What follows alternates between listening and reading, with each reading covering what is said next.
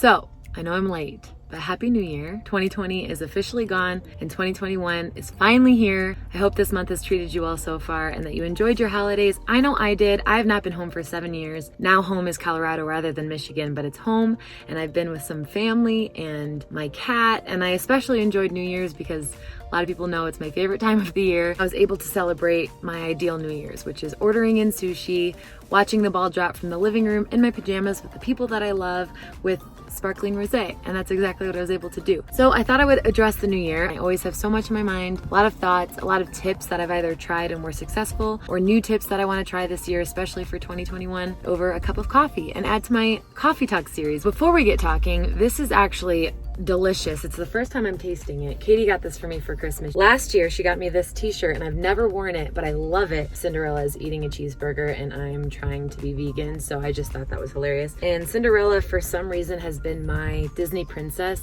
in like 2 different friend groups. This Christmas, she got me, first of all, this mug. When Katie and I usually dye our hair, Katie's the bright red headed twin and then I have the dark hair. Katie's holding red wine and I'm holding white wine, which is perfect because she's always been the Cabernet Merlot type of drinker and I've always loved a dry rosé or dry Pinot Grigio. And then on the back, Katie's living in Texas in an RV with her boyfriend at the moment. So she has Texas here and she's like, you can't tell, but this is actually Colorado. And it says, I love you more than the miles between us.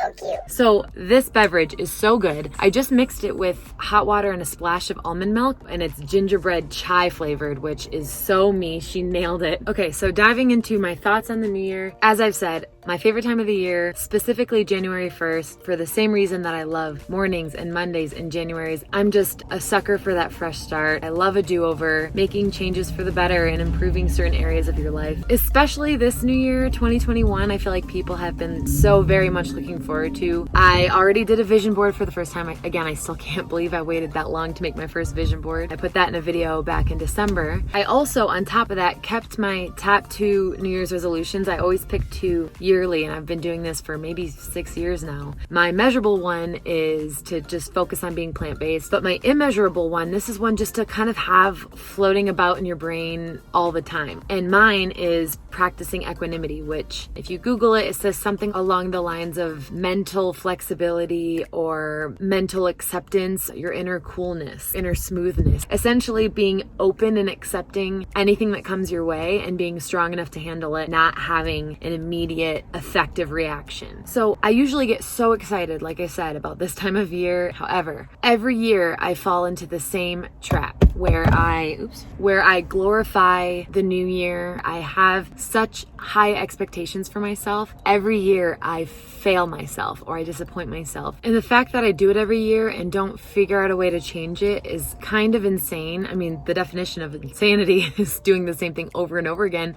and expecting different results. And every single time, I just feel like the second the ball drops, there's just going to be this magical new feeling. And that's obviously not how it works. I think a lot of us put pressure on ourselves around this time of year. I wasn't even a week into this year and already I skipped a couple of workout days and was eating a lot of my holiday candy when my goal was not to have dessert until the weekends or whatever. I had all these different rules and goals for myself and I just wasn't doing them. But in a way, that's it's good to sort of disappoint yourself early on so that you're not setting yourself up with this perfection of a January that you can't really live up to that and continue that throughout the year.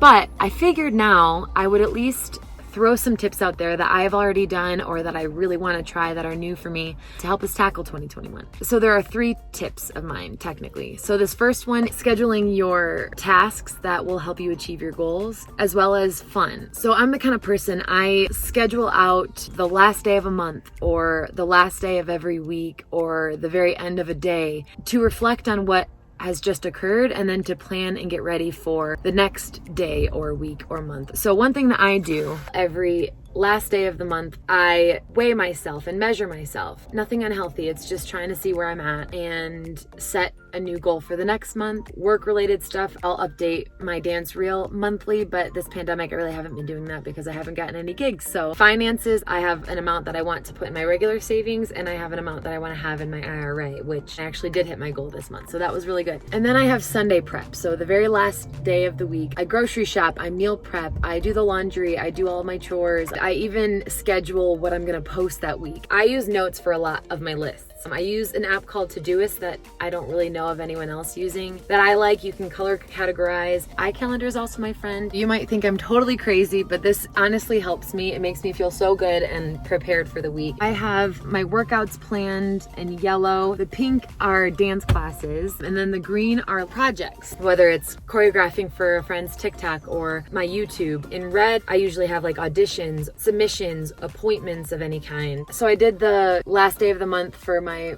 monthly prep and Sundays for my weekly prep. And then you have your night routine, which I use as like a cleanup of the day and reflecting on the day and setting myself up for the next day. So I actually prepare my outfit for the next morning that I'm gonna wear to work out in. So I mentioned scheduling your tasks, but also scheduling your fun. The holidays that just come up that are meaningless, I schedule that as like a day off. That whole day is off on Groundhog Day. So Groundhog Day really is not any holiday that anyone really celebrates, but I use any random holiday as like a day to look forward to give myself time off. And I give myself usually all of Saturday off. I still work out, I still gratitude journal and meditate, but other than that, the rest of the day I can do whatever the hell I want. 5 o'clock every day before I start cooking dinner, that's my time to just do whatever, maybe watch an episode of Grey's Anatomy. So I think it really truly is important to schedule your tasks for sure, but to schedule your fun. Someone else might think that's ridiculous, but it really does work for my type of personality. Tip 2, which is perform those tasks and duties and all of that, but make it you, make it interesting, make it fun. This one's kind of silly. Hydrating. It's not the easiest task for everyone, but I will say, get yourself a water bottle that is fun. This is a Hydro Flask. When I got it, I just realized how much more fun it was